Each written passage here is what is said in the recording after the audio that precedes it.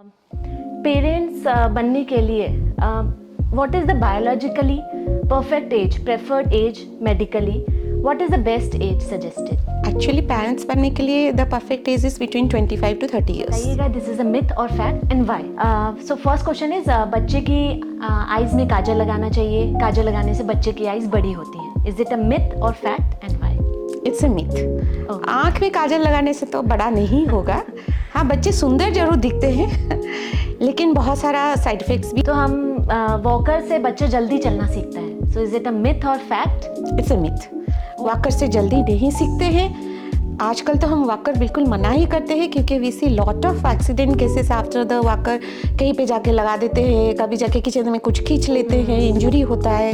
कि this is connected to their past life influences. So अगर हम वो हेयर रिमूव करते हैं तो we are detaching them, cleansing them from the past life influences. So ma'am आप बताइए कि कितना मिथ है कि फैक्ट है, और मुंडन करना चाहिए तो क्यों करना? एक्चुअली मिथ या फैक्ट सी नहीं ये तो साइंटिफिकली कुछ प्रूफ नहीं हुआ है कि ये सब होता है या ये बेनिफिट होता है.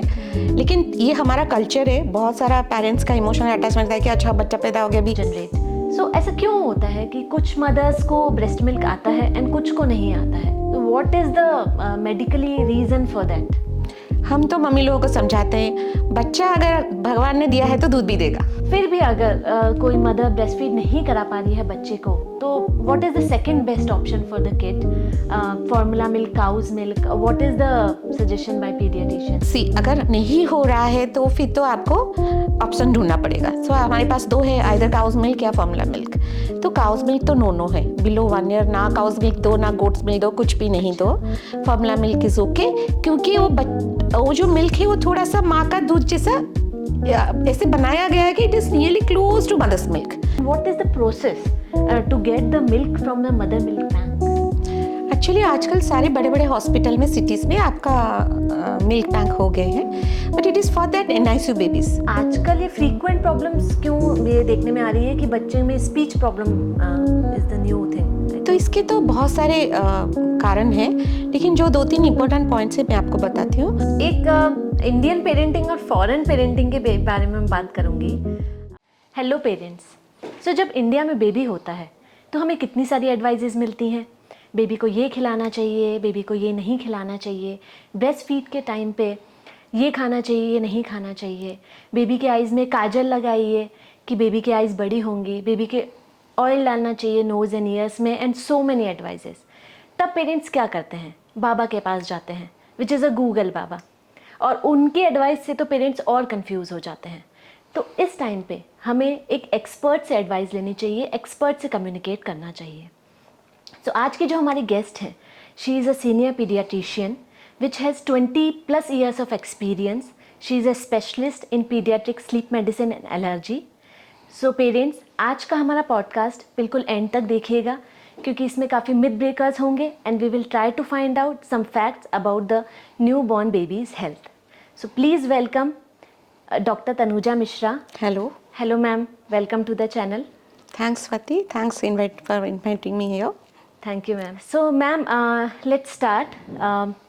पेरेंट्स बनने के लिए what is the biologically perfect age, preferred age medically, what is the best age suggested?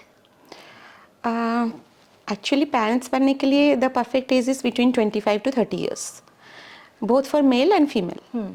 उससे पहले 20 से 30 भी बोल सकते हैं, बट स्टिल 20 to 25 हमारा एजुकेशन कंटिन्यू होता है. Even though our body mature हो जाता है, फाइनेंशियली हम लोग स्टेबल नहीं होते हैं, एंड थोड़ा सा मैच्योरिटी भी नहीं आता है. इसलिए the best is between 25 to 30 years, जबकि आपका बॉडी परफेक्टली प्रिपेयर होता है एक बच्चे को हैंडल करने के लिए. सो मैम, जब बेबी हो जाता है, बेबी न्यू बॉर्न बेबी होता है, तो हमने इंडिया में देखा है कि काफ़ी लोग उनको बॉर्न होते ही हनी खिलाते हैं. तो इज़ दैट गुड, और उसके क्या साइड इफ़ेक्ट्स हो सकते हैं बेबी की हेल्थ के लिए? देखिए, जब बच्चा पैदा होता है ना, सो बहुत खुशी होता है सबको. तो फर्स्ट वो सोचते हैं कि ओके ग्रैंड पेरेंट्स क्या सजेस्ट कर रहे हैं, क्योंकि पेरेंट्स जो हुए होते हैं उनको कुछ पता नहीं होता है. तो what is the next step? तो उनको लगता है कि पहले जो ग्रैंड पेरेंट्स बोल रहे हैं वो करते हैं, तो पहले वो हनी चटा लेते हैं. लेकिन हनी एक बिल्कुल भी बिलो 1 year नहीं देना चाहिए, क्योंकि हनी कभी कभी एक बहुत बड़ा इन्फेक्शन बच्चों में कर देता है जिसको बोलते हैं इन्फेंट बॉटुलिज्म। तो उसमें आपका पेट बहुत ब्लोटेड हो जाता है, वोमिटिंग होता है, सो बहुत सारे साइड इफ़ेक्ट्स है। इसलिए बिल्कुल below 1 year Honey is not advice. तो हनी मत दीजिए। फर्स्ट थिंग इज़ बच्चे को मामा के पास छोड़िए, जिसको बोलते हैं स्किन टू स्किन कॉन्टैक्ट।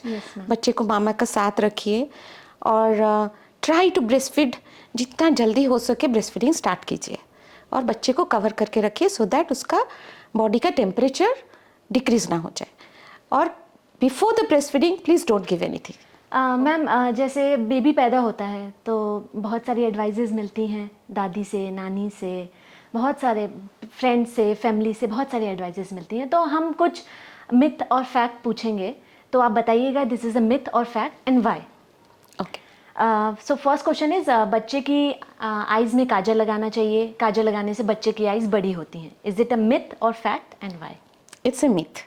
आँख में काजल लगाने से तो बड़ा नहीं होगा। हाँ, बच्चे सुंदर जरूर दिखते हैं लेकिन बहुत सारा साइड इफ़ेक्ट्स भी है। काजल से एलर्जी हो सकता है। और बाकी अगर आप बहुत सारे लोग घर में काजल बनाते हैं या बाहर से खरीद के लाते हैं, जो भी हो, बाहर का भी जो काजल है उसमें भी कुछ केमिकल्स होते हैं, टॉक्सिन्स होते हैं, सो बच्चे को एलर्जी कर सकता है। और हमारा यहाँ पे जो डक्ट के लिए ओपनिंग है ना, कभी कभी वो भी ब्लॉक हो जाता है, तो बच्चे के आँख से पानी बहता है। इसलिए नज़र नहीं लगने के लिए भी बहुत सारे पेरेंट्स डालते हैं, नहीं डॉक्टर बोलते नहीं है लेकिन हमको पता है कि नज़र नहीं लगने के लिए लगाते हैं। तो मैं बोलती हूँ आप और कहीं लगा दो, बट आँख में मत लगाइए। ठीक है, वो भी ठीक है कि नज़र नहीं लगना चाहिए, यहाँ कहीं पे भी लगाइए, बट आँख में मत लगाइए क्योंकि सीरियस इन्फेक्शन हो जाएगा। तो छोटा बच्चा है, फिर आपको आई ड्रॉप डालना पड़ेगा। So try to avoid eyes. काजल आँख में नहीं लगाइए। इट्स अ मिथ कि आँख बड़ा हो जाएगा, वो नहीं होता है। Okay, it's a myth. And oil डालते हैं कुछ पेरेंट्स नोज़ में, बच्चे के ईयर्स में, बोलते हैं कि इससे इम्यूनिटी बढ़ती है। So is it a myth और fact? Or no, it's a myth. It's a totally no. Please कान में या नोज़ में नहीं डालिए। बहुत सारा कॉम्प्लिकेशंस हो सकता है। कान में डाल दो तो इन्फेक्शन हो सकता है, नोज़ में डाल देंगे तो नोज़ में भी इन्फेक्शन हो सकता है। कभी कभी वो थोड़ा सा आपका लंग्स में अगर एस्पिरेट कर गया तो फिर निमोनिया जैसा हो सकता है, बच्चे को ब्रीदिंग डिफ़िकल्टी होता है। तो बिल्कुल नहीं डालना है। Okay, so it's a myth. It's a myth, बिल्कुल नहीं डालना है, कोई एडवांटेज नहीं है। ओके। एंड मसाज करते हैं बेबी का पैदा होने के बाद, बोलते हैं कि इससे बच्चों की स्ट्रेंथ बढ़ती है, बोन स्ट्रेंथ बढ़ती है। तो इज इट अ मिथ और फैक्ट, और क्यों? मिथ है इसलिए कि बोन का स्ट्रेंथ तो नहीं बढ़ता है। अच्छा। लेकिन अगर मसाज करना चाहते हैं करिए, क्योंकि आपको पेरेंट्स को करना है या ग्रैंड पेरेंट्स को करना है। कोई प्रोफेशनल को हायर मत कीजिए मसाज करने के लिए, बिकॉज आप जब करते हो आप एक बॉन्डिंग क्रिएट करते हो बच्चे के बीच में, आपके बीच में। सो एक बॉन्डिंग क्रिएट करता है। मसाज करने से मसल्स थोड़े से रिलैक्स रहते हैं, बच्चे को नींद अच्छा आता है। टमी में स्लोली मसाज करने से आपका टमी पेन भी कम होता है और थोड़ा सा बॉन्डिंग बहुत अच्छा क्रिएट होता है। So do it slowly. Mustard oil नहीं यूज़ करना है, कोकोनट ऑयल यूज़ करना है और धीरे धीरे करना है। अगर बच्चे को डिस्कम्फर्ट हो रहा है, बच्चा रो रहा है, तो बंद कर दीजिए, क्योंकि आपका स्किन का टेक्सचर अच्छा होगा, ब्लड सप्लाई बढ़ेगा, स्किन ग्लो करेगा, मसल्स थोड़े से रिलैक्स होंगे। यही आपका हेल्प करता है। बट बच्चा रो रो के तब नहीं करना है।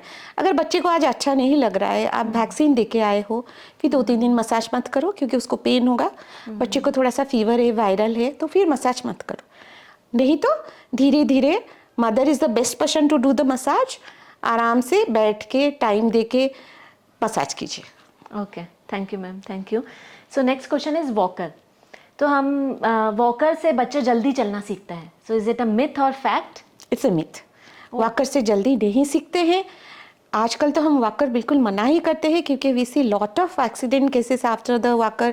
कहीं पे जाके लगा देते हैं, कभी जाके किचन में कुछ खींच लेते हैं, इंजरी होता है और वो लोग डिपेंडेंट हो जाते हैं वॉकर के ऊपर। तो लेट होता है एक्चुअली वॉक करना और गलत तरीके से प्रेशर डालते हैं जब चलते हैं। कभी पैर ऐसे डालते हैं, कभी ऐसे डालते हैं, तो वो भी गलत है। कभी टिप ऑफ द टो में चलते हैं तो बाद में वो टिप ऑफ द टो में भी चलने लगेंगे, इसलिए वॉकर इज टो। ये तो मैंने भी काफ़ी केसेस देखे हैं कि कुछ बच्चे टोस पे ही चलने लग जाते हैं, they get that habit.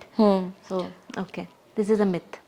And बच्चों का जो मुंडन होता है हमारे कल्चर में, कि बच्चे का जो फर्स्ट हेयर होता है सर का, वो रिमूव करना होता है। तो आई थिंक जैसे हमने भी सुना है कि कल्चरली कि this is connected to their past life influences. So अगर हम वो हेयर रिमूव करते हैं तो we are detaching them, cleansing them from the past life influences.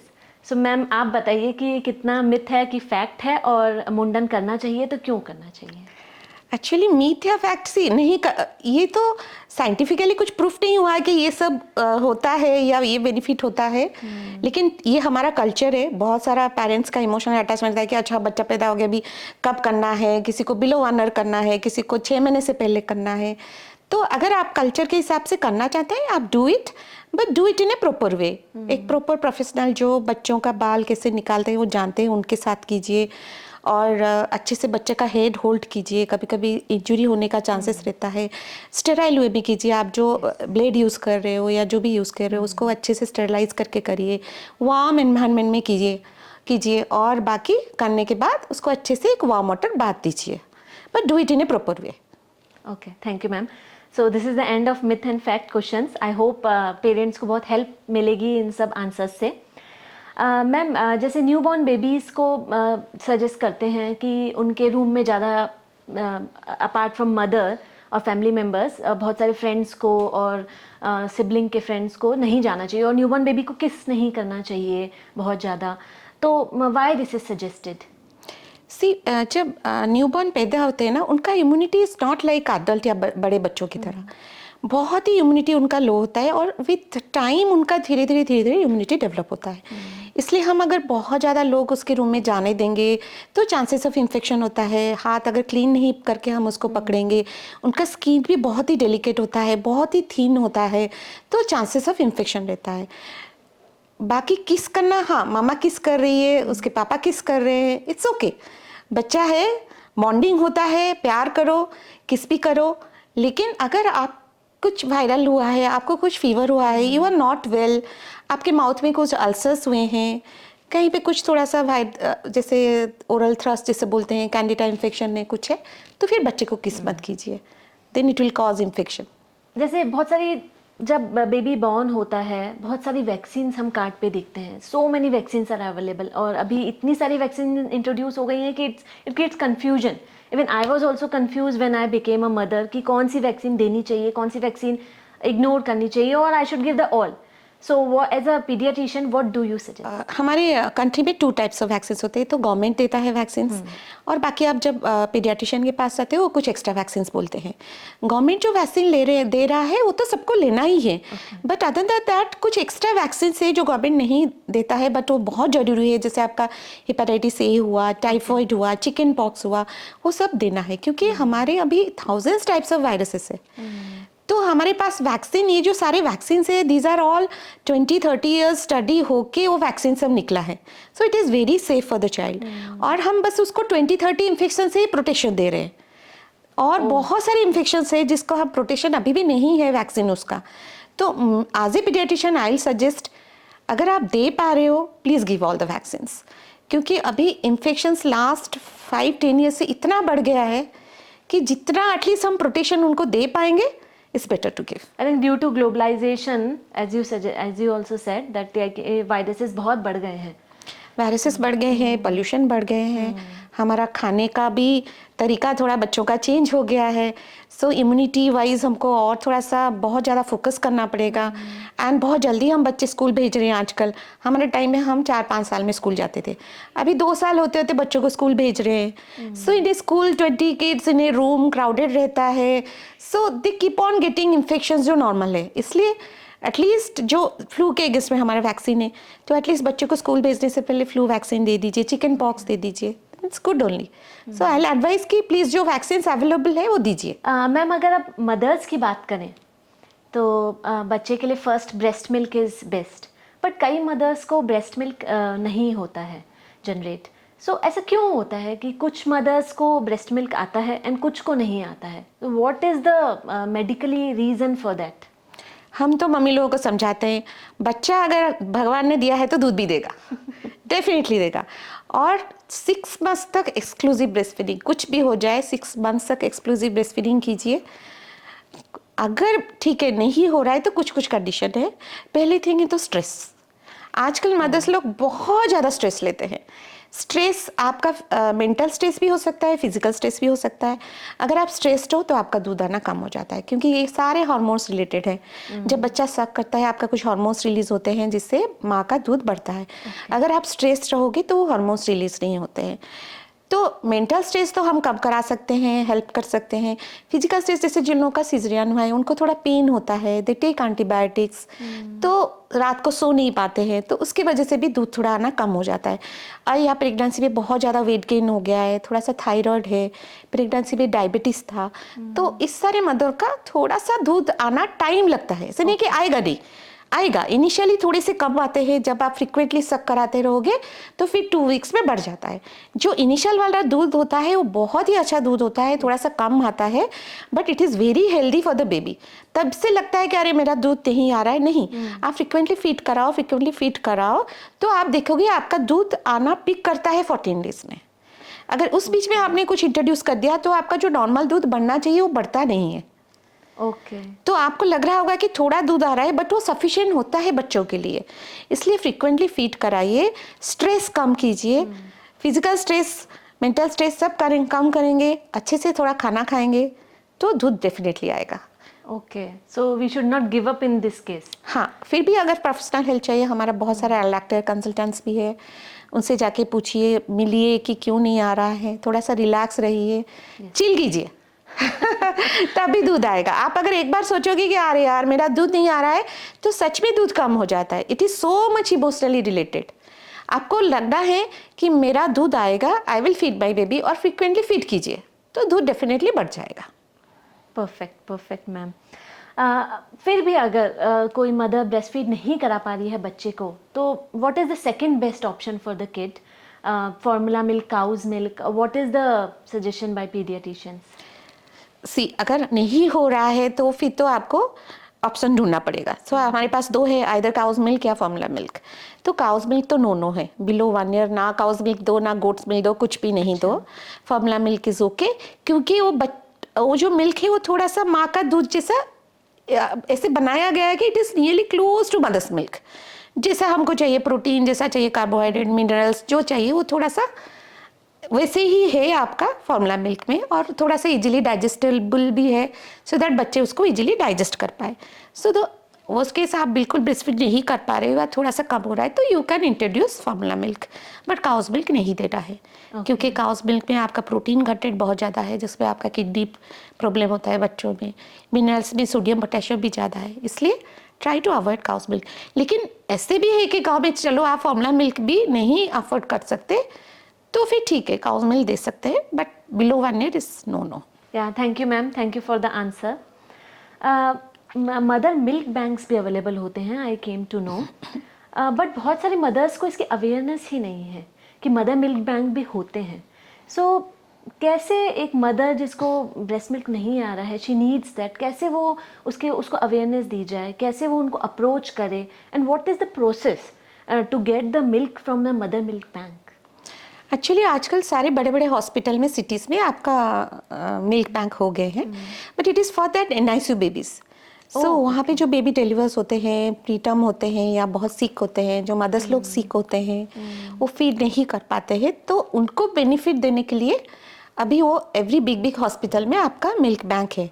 लेकिन जो डोनर्स लोग ऐसे ढूंढते हैं, पहले उनको स्क्रीन करते हैं कि कोई मदर में कोई they don't have any disease जो मिल्क नहीं दे सकते, तो पहले एक अच्छी से स्क्रीनिंग होता है, फिर वो मिल्क कलेक्ट करते हैं, वो भी पास्चराइज्ड होता है बिकॉज वो बेबी को देना होता है, then they use that milk. So जो डोनर्स है they can go directly to the hospital and वहाँ पे कॉन्टैक्ट करके वो आप डोनेट कर सकते हो। और बेनिफिट यूजुअली अभी भी, क्योंकि हमारे पास बहुत ही लिमिटेड मिल्क बैंक्स है, तो अभी भी हम लोग मेनली NICU में जो सिक बेबीज़ हैं या जिन लोगों के मदर बहुत सिक है, उन्हीं के लिए यूज़ किया जाता है।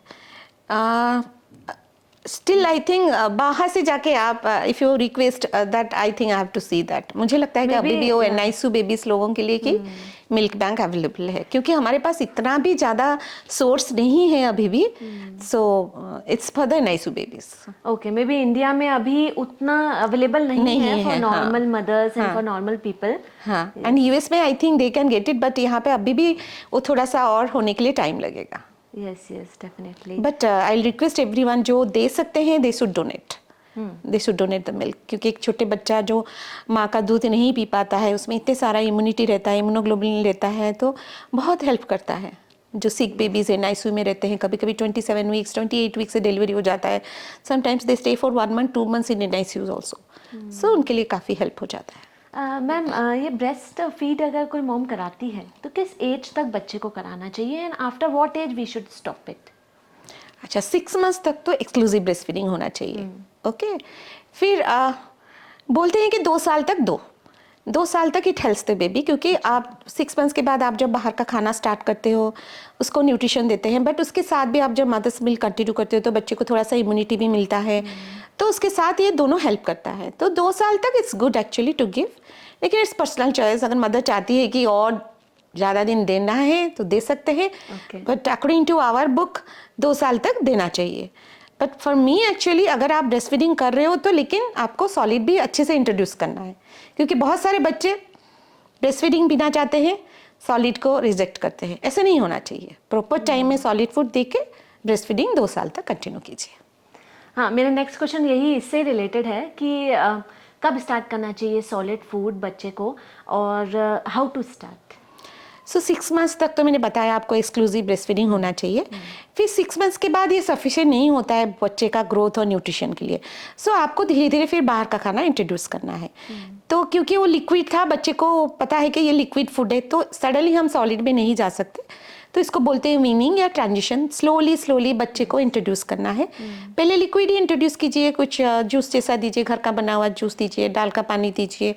फिर धीरे धीरे आप उसको सेमी लिक्विड स्मैश करके बनाइए, जैसे फ्रूट का प्यूरी हो गया, वेजिटेबल्स का प्यूरी बॉईल करके, स्वीट पोटैटो प्यूरी दे दिया, आप एप्पल का प्यूरी दे दिया। सो धीरे धीरे सेमी लिक्विड करिए।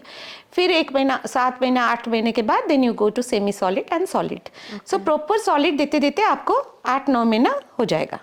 सो मैम जैसे मैं अपनी फ्रेंड से भी बात करती हूँ, उनके बच्चे 4 साल के हो गए हैं but they don't speak much. Parents बहुत टेंशन में हैं कि बच्चा अभी तक बोलना नहीं सीखा है, तो आजकल ये फ्रीक्वेंट प्रॉब्लम्स क्यों ये देखने में आ रही है कि बच्चे में speech problem is the new thing I think? तो इसके तो बहुत सारे कारण हैं, लेकिन जो 2-3 इम्पोर्टेंट पॉइंट्स हैं मैं आपको बताती हूँ। कि एक तो न्यूक्लियर फैमिली है, फादर मदर और बच्चे और एक सिबलिंग अगर है भी बहुत अच्छा है। तो जितना टाइम बच्चे को इंटरेक्ट करना चाहिए, बात करना चाहिए, उतना होता नहीं है। पेरेंट्स आर बिजी, दिन भर काम रहता है, मामा लोग खाना बनाते हैं, तो इसलिए इंटरेक्शन जो बच्चा क्या होता है ना, लाइव इंटरेक्शन से सीखता है। इसे नहीं कि आप उसको, मैं बहुत सारे पेरेंट्स देखे हैं जो बोलते हैं बोलो मामा आओ मामा, ऐसे नहीं सीखते हैं। They don't learn like that. आप अगर बोलोगे फ़ोन में बात करोगे मामा आपने खाना खाया, या बच्चे ने बात किया मामा मुझे खाना दो, दूसरा सिबलिंग ने बात किया मामा मुझे खाना दो, मामा मुझे खाना दो, देन दे लर्न। आप इसे सिखा नहीं सकते कि बोलो खाना दो, ऐसे नहीं हो सकता। तो इंटरेक्शन बहुत ज़्यादा करना चाहिए। बहुत जितने सारे लोग इंटरेक्ट करेंगे बच्चा उतना जल्दी सीख जाएगा। और एक है कि आजकल बच्चे सारे मोबाइल टीवी स्क्रीन टाइम में बिजी रहते हैं, तो फिर उनका कम्युनिकेशन टाइम भी कम हो जाता है, सोशलाइजेशन भी कम हो जाता है। They spend more time watching this screen times, तो उससे भी आपका स्पीच डिले होता है। एंड मल्टीपल लैंग्वेज आपका जो देखते हैं ना वो लोग, जैसे आप कुछ भी यूट्यूब में आजकल देखते रहते हैं, कोको मिलन और जो भी देखते रहते हैं, तो इतने सारे लैंग्वेजेस बच्चे को, ब्रेन को ये होता है कि ब्रेन कन्फ्यूज होता है। तो लैंग्वेज कन्फ्यूजन मत कीजिए, एक ही लैंग्वेज में बात कीजिए और स्क्रीन टाइम थोड़ा कम कीजिए। बहुत सारा इफेक्ट थोड़ा डालना पड़ेगा। 2 साल तक देखिए, कभी कभी बच्चे 2 साल तक भी बस फ्यू वर्ड्स 10 और 15 वर्ड्स बोलते हैं, बट सेंटेंस नहीं कर पाते हैं। एक्चुअली थोड़ा थोड़ा सेंटेंस भी करना चाहिए 3 वर्ड्स को करके बाई 2 ईयर्स। अगर नहीं हो रहा है तो फिर आपको एक प्रोफेशनल को दिखा के आपको स्टेप लेना पड़ेगा और आपको स्क्रीन टाइम पूरा 0 करना पड़ेगा। और मैम यहाँ मैं ये भी ऐड करना चाहूँगी, आई थिंक जो बच्चे कोरोना टाइम पे दे वर इन 2 years और 1 year old 2 year old, I think उन बच्चों में भी थोड़ी स्पीच की प्रॉब्लम आई थिंक, हाँ, क्योंकि उनका वही सोशल कम्युनिकेशन बिल्कुल नहीं हुआ, घर के अंदर रह गए। हाँ, और कुछ बच्चे डे केयर जाते हैं, स्कूल जाते हैं तो सीख जाते हैं, तब तो पूरा घर के अंदर रह गए, पेरेंट्स भी घर के अंदर काम करते रहे, तो फिर वही वाले बच्चे अभी बहुत ज़्यादा उनका स्पीच डिले हुआ। लेकिन इसलिए हम बोलते रहते हैं कि एटलीस्ट सोशलाइज करना है, घर के अंदर हमेशा कम्युनिकेशन रखना है, बच्चे के साथ हमेशा बात करना है। अगर बच्चे हाथ हिला के कुछ बोल दे रहे हैं तो एनकरेज कीजिए कि नहीं ऐसे मत बोलो, बात करो, क्या चाहिए बोलो, पानी चाहिए, हाथ से नहीं दिखाओ, पानी चाहिए बोलो, पानी चाहिए। कंटिन्यूसली बात करो, एक ही लैंग्वेज में बात करो। एक लैंग्वेज बच्चा सीख जाएगा तो बाद में बहुत सारे लैंग्वेज सीख जाते हैं। जैसे पेरेंट्स बोलते हैं नहीं हम अगर घर में वही लैंग्वेज यूज़ करेंगे तो स्कूल में जाके बच्चा समझ नहीं पाएगा। नहीं, वो लोग बहुत जल्दी सीख जाते हैं। आप आपका लैंग्वेज सिखा दो, जो भी है, आप कन्नड़ा सिखा दो, तेलुगु सिखा दो, आप बंगाली सिखा दो, उड़िया सिखा दो, बाद में वो बहुत जल्दी पकड़ लेते हैं, आपका इंग्लिश हो हिंदी हो। तो घर में अच्छे से बात कीजिए, क्योंकि एक बार स्पीच डिले हो जाएगा तो फिर आपको स्पीच थेरेपिस्ट के पास जाना पड़ेगा। So this is the thing. तो आपको लेकिन स्क्रीन टाइम पूरा जीरो करना पड़ेगा। उसके लिए सबसे पहले पेरेंट्स को अपना खुद का जीरो करना पड़ेगा, तब बच्चों का भी हाँ, कर वो सकते भी हैं। है। बच्चे पेरेंट्स को देख के सीखते हैं, पेरेंट्स है रोल मॉडल। आप ऑफिस से आके अगर मोबाइल और वो पकड़ के बैठ जाएंगे तो बच्चे भी वही करेगा। आप खुद टाइम स्पेंड करोगे तो बच्चे भी वो दिस इज नॉर्मल।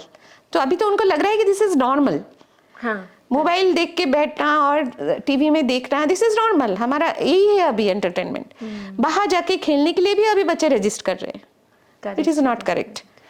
तो आप जो करोगे, आप आओ, बच्चे को टाइम दो, उसके साथ बात करो। ज़्यादा टाइम बच्चे के सामने मोबाइल लेके मत बैठो। एटलीस्ट फैमिली टाइम जब हो रहा है, जब बैठ के एक साथ खा रहे हो, कुछ डिस्कशन कर रहे हो, एटलीस्ट मेक ए रूल कि हाफ एन आवर तक कोई टच नहीं करेगा। हम भी नहीं करेंगे, आप भी नहीं करो। तो कम्युनिकेशन भी बढ़ता है, इमोशनल बॉन्डिंग भी बढ़ता है, बात करते हैं वो लोग, अपना इमोशंस को भी एक्सप्रेस करते हैं। तो ऐसा करना चाहिए। आई थिंक पेरेंट्स को वॉक द टॉक करना चाहिए। First they should lead by example. Yes, so first हमको अपना मोबाइल कम करना है, देन उनका स्क्रीन फिर टाइम बच्चे कम सीखेंगे। होगा। Yes, definitely ma'am. मैम, आजकल जैसे बच्चों में बहुत देखते हैं कफ कोल्ड की प्रॉब्लम बहुत बढ़ गई है। Every second kid has this problem, और बहुत फ्रीक्वेंट भी अकर होता है उनमें। सो ऐसे आजकल क्या हो गया है ऐसे कि बच्चों में फ्रीक्वेंसी बढ़ गई है, एंड आप पेरेंट्स को क्या सजेस्ट करना चाहेंगे कि जिससे ये वो रिड्यूस कर सके, उनकी इम्यूनिटी बढ़ा सके? सी लास्ट 10 ईयर्स से ये कफ कोल्ड बहुत बढ़ गया है, स्पेशली कोविड के बाद। ओके, तो एक तो दो चीज़ होता है। एक तो आपका वायरल इन्फेक्शन होता है, फ्रीक्वेंट वायरल इन्फेक्शन होता है, वो नॉर्मल है। अब बच्चा जितना एक्सपोज होगा, बाहर जाएगा, डे केयर जाएगा, स्कूल जाएगा, तो फ्रीक्वेंट वायरल इन्फेक्शन होता है। तो वायरल इन्फेक्शन का जो कफ कोल्ड है वो तो होता ही आपका 1 वीक to 10 days। कभी कभी अगर आपका एनवायरमेंट पॉल्यूशन ज़्यादा है तो वो थोड़ा सा प्रोलॉन्ग हो जाता है 2 to 3 वीक्स तक, कम नहीं होता है। बाकी थोड़े बड़े बच्चों को एलर्जी प्रॉब्लम रहता है। हमारा अभी एनवायरमेंट ही ऐसा हो गया है कि we have lot of pollutions, irritants. घर में हम लोग डिओडोरेंट यूज़ करते हैं, हम वो जो अगरबत्ती यूज़ करते हैं, तो this all works as a irritant.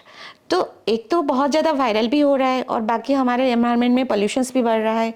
And now days we all stay in apartments, जो 2-3 बेडरूम्स का अपार्टमेंट होता है। तो आपका वेंटिलेशन अच्छा होना चाहिए, आपका सन अच्छे से आना चाहिए, आपका सन रेज पड़ना चाहिए, सो दैट आपका घर का ह्यूमिडिटी ज़्यादा कम होना चाहिए। अगर ह्यूमिडिटी घर में बढ़ जाए तो भी आपका डस्ट माइट्स एलर्जी ये सब बहुत रहता है। तो आपको बच्चे को दिस इज़ नॉर्मल। बहुत पेरेंट्स वरीड होते हैं कि क्यों इतना दिन से कोल्ड हो रहा है, ठीक ही नहीं हो रहा है। This is all normal. आपके बच्चे को वायरल हुआ था तो उसका कफ कोल्ड होता ही है 10 डेज़ के लिए।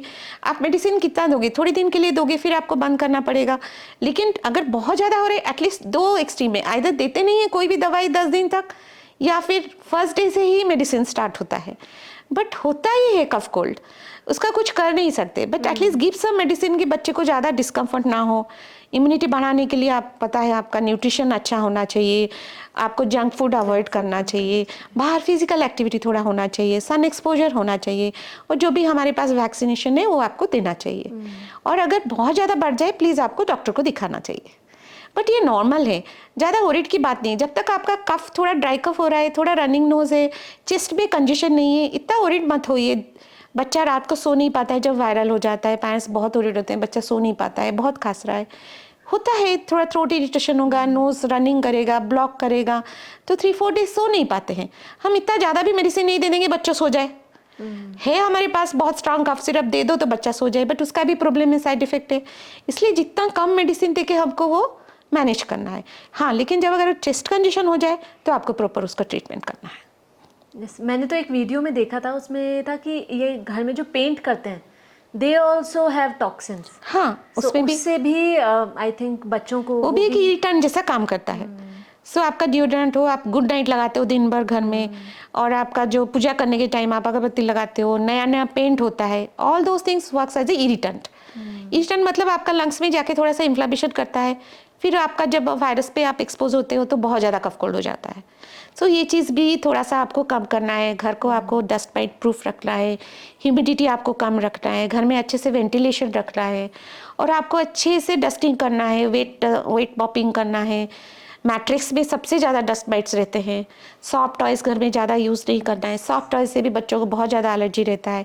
सो एलर्जी भी होता है, इन्फेक्शंस भी होते हैं, इसलिए कफ कोल्ड बहुत ज़्यादा कंटिन्यू कर रहा है आजकल। और स्कूल जाते हैं, डे केयर जाते हैं तो keep on transmitting each other, तो ये चलता ही रहता है। लेकिन विथ एज ये कम हो जाता है, this is not a permanent thing. जैसे बच्चे 5-6 साल के हो जाते हैं ना, ये काफ़ी कम हो जाता है। इनिशियली 2-3 ईयर्स होता है, बट धीरे धीरे विथ टाइम एवरी ईयर आपका कम होता जाता है। Perfect ma'am. मैम अब आप कोई ऐसा इंटरेस्टिंग केस बताइए कि जो आपके पास आया हो and which you can share with our viewers. नहीं, कभी कभी ये होता है कि बच्चे को बहुत ज़्यादा हाई फीवर होता है और पेरेंट्स उसको मेडिसिन नहीं दिए होते हैं। जब आते हैं आप तो एक घर से आप आओगे, हॉस्पिटल आओगे या क्लिनिक आओगे, तो आपका एक ट्रांसपोर्ट का टाइम रहता है। फिर आप जब क्लिनिक आते हो आपको वेट करना पड़ता है, क्योंकि आपके पहले भी पेशेंट्स हो गए। तो आप क्या करते हैं ना, पेरेंट्स फीवर का मेडिसिन नहीं दे के लाते हैं, कि बोलते हैं डॉक्टर हमको आना था ना, इसलिए हमने मेडिसिन नहीं दिया। तो जब तक वो डॉक्टर के पास आते हैं तो 100 to 103 फीवर होता है, बच्चा बहुत ही डिस्कम्फर्ट में रहता है, कभी कभी एग्जामिनेशन भी करने नहीं देता है। तो ये मेरा एडवाइस है पेरेंट्स को कि आपको फीवर रिड्यूस करना है। आप जब भी, अगर आपको लगा कि नहीं 5 घंटा 6 घंटा टाइम नहीं हुआ था, फिर भी आप कैरी करो आपके साथ। यू नेवर नो कि कब 5-6 घंटा हो गया और बच्चे को फीवर आ गया, क्योंकि जब फीवर आता है तो बहुत डिस्कम्फर्ट होते हैं, बहुत रोते हैं। तो आपको 5-6 घंटे में सिरप दे देना है। Then the doctor is there to know, कि आपको बताने के लिए कि क्यों फीवर आया।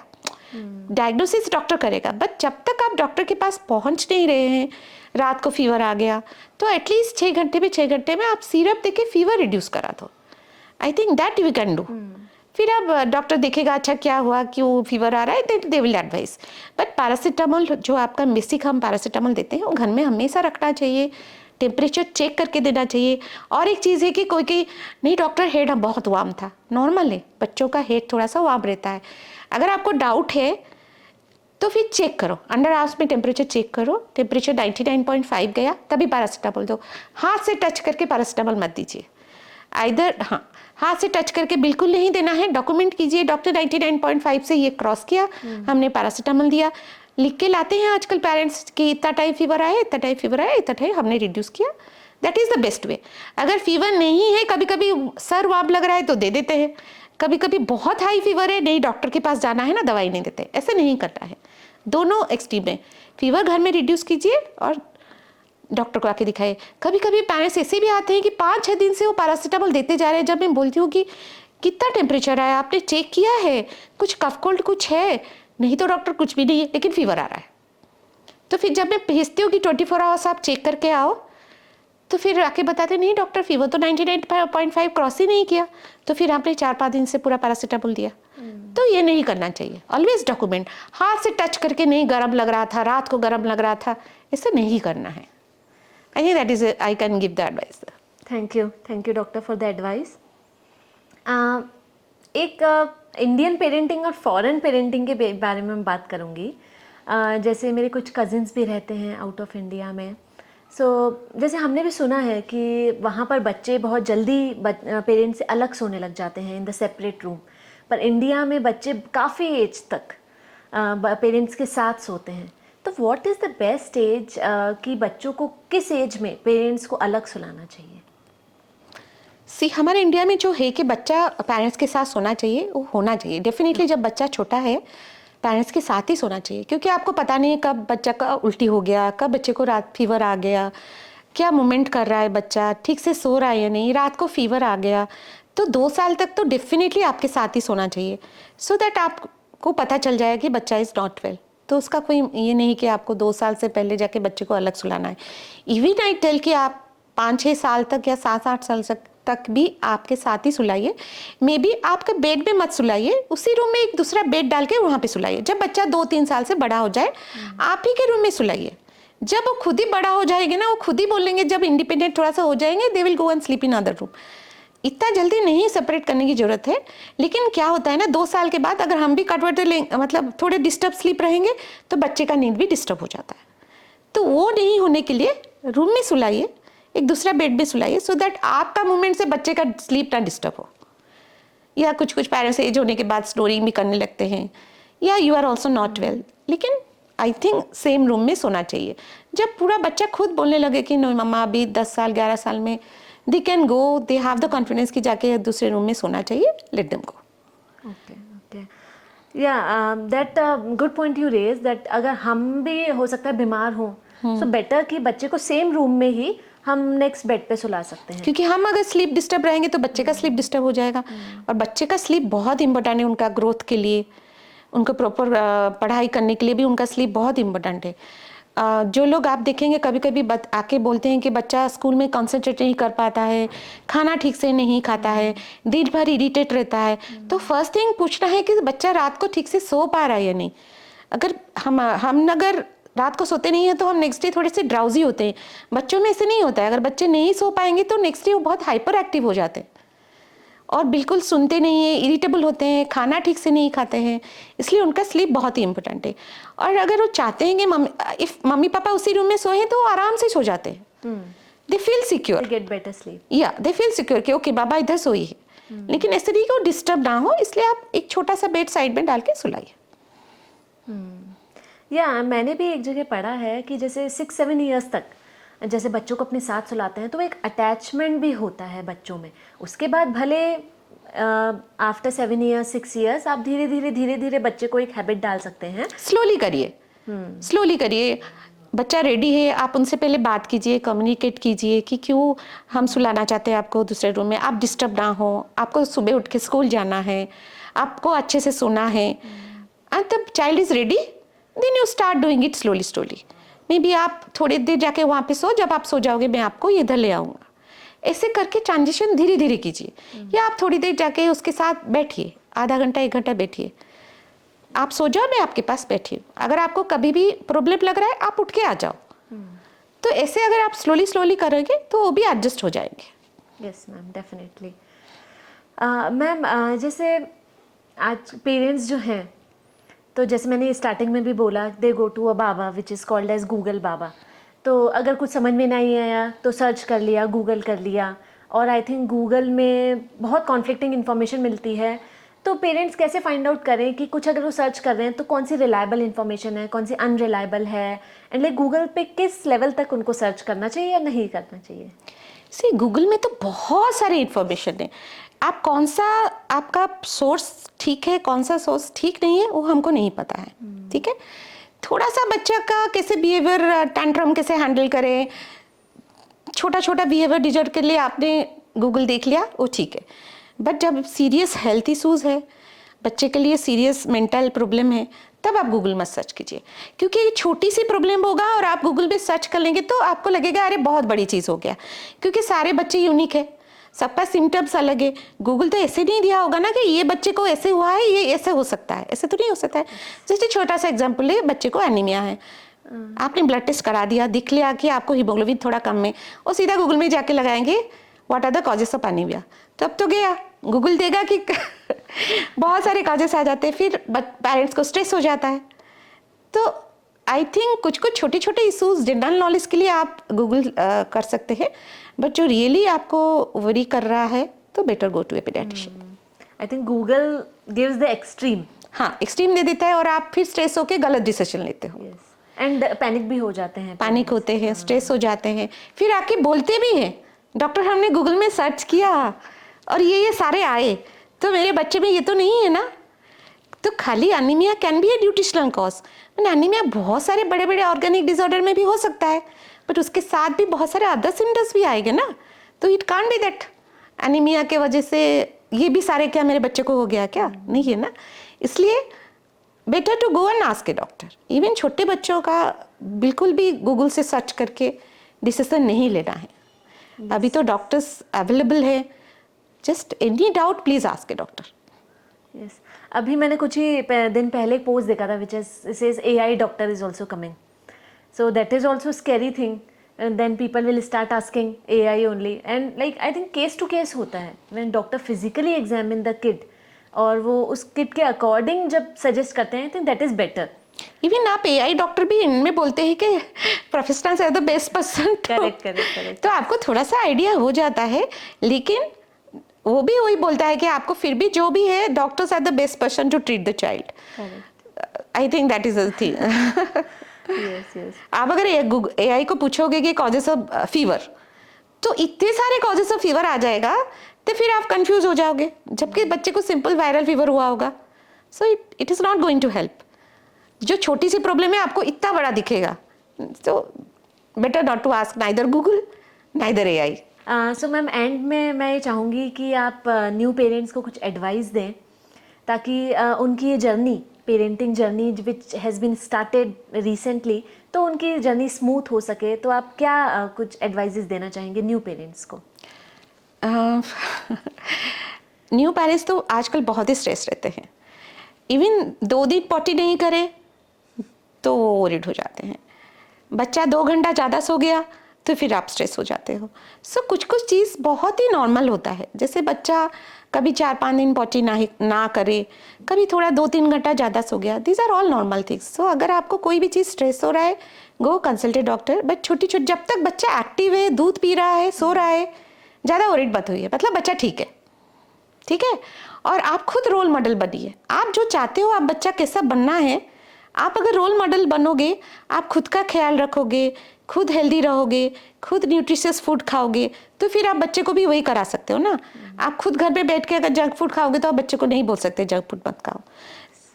खुद अगर घर में ज़्यादा जोर से स्क्रीम करके बात नहीं करोगे, बच्चे के साथ बहुत पॉजिटिवली बात करोगे, कम्युनिकेट करोगे, तो फिर बच्चे भी उस एनवायरनमेंट में जब बढ़ते हैं ना, तो बहुत ही एक अच्छा अडल्ट में बनते हैं.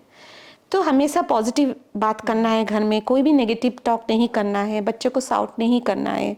And be a role model. आप खुद हेल्दी रहो तो बच्चे भी हेल्दी रहेंगे. और एक है कि बार बार वायरल इन्फेक्शन होता है, इट इज़ नॉर्मल. जब भी बच्चे एक्सपोज होना स्टार्ट करते हैं या स्कूल जाना स्टार्ट करते हैं, अभी हुआ था 10 दिन के बाद डॉक्टर फिर क्यों हुआ, नॉर्मल है. बच्चे को वायरल इन्फेक्शन हो जाता है, बस पैरासीटामोल दीजिए, रेस्ट दीजिए, थोड़ा कफ कोल्ड का मेडिसिन दीजिए, बच्चे रिकवर कर जाते हैं. 3 दिन में एक डॉक्टर फीवर कम नहीं हो रहा है. फीवर आता है, 48 आवर्स हाई फीवर आता है, 3rd डे में थोड़ा कम होता है, 4th डे में थोड़ा कम होता है. सो बच्चा अगर फीवर कम हो जाए, एक्टिव है, 6 घंटे में आप पैरासीटामोल दे रहे हो, बच्चा एक्टिव है, थोड़ा खाना खा रहा है, तो फिर आप ऑलवेज 2-3 डेज वेट कर सकते हैं. डॉक्टर को भी कंसल्ट कीजिए और वेट भी कीजिए. ज़्यादा पैनिक होके फिर डॉक्टर चेंज करना, बहुत सारा मेडिसिन देना, एक डॉक्टर के पास जाना, ऐसा नहीं कीजिए. Thank you so much ma'am for your advices. I hope हमारी न्यू पेरेंट्स को ये हेल्पफुल रहे advice. Even I have also learn so many things from you today as a parent. So thank you ma'am, thank you for coming here and guiding us. Thank you Swati. Hello parents. So I hope आज का podcast आपके लिए बहुत useful रहेगा, आपको पसंद आया होगा. आप कमेंट बॉक्स में बताइए कि what else we can ask in on this topic. कोई क्वेश्चन हमसे रह गया हो तो आप प्लीज़ कमेंट बॉक्स में कमेंट करके बताइए, so I can ask doctor Tanuja Mishra ma'am and I can take her advice on that question. And ये भी बताइए कि what next topic you want to see our podcast on. And please subscribe the channel so that आप miss ना करें हमारा next podcast. Thank you.